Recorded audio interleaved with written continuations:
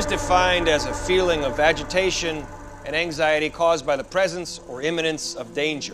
And whether it's a ghost, spirit, or an entity, they all feed on it. Take Maurice here. He's a French-Canadian farmer, had nothing more than a third-grade education, yet after he was possessed, spoke some of the best Latin I'd ever heard, sometimes backwards. He'd been molested by his father, who had also tortured him repeatedly. The dark spirit made its home in this man. Now, if you look into his eyes, you can see him tearing blood.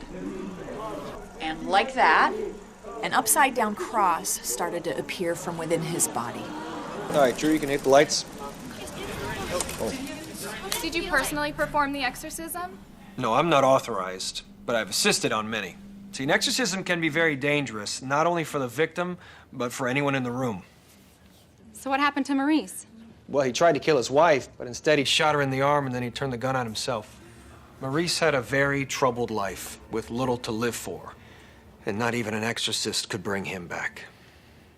Which brings us to the 3 stages of demonic activity: infestation, oppression, and possession. Now, infestation, that's the whispering, the footsteps, the feeling of another presence, which ultimately grows into oppression.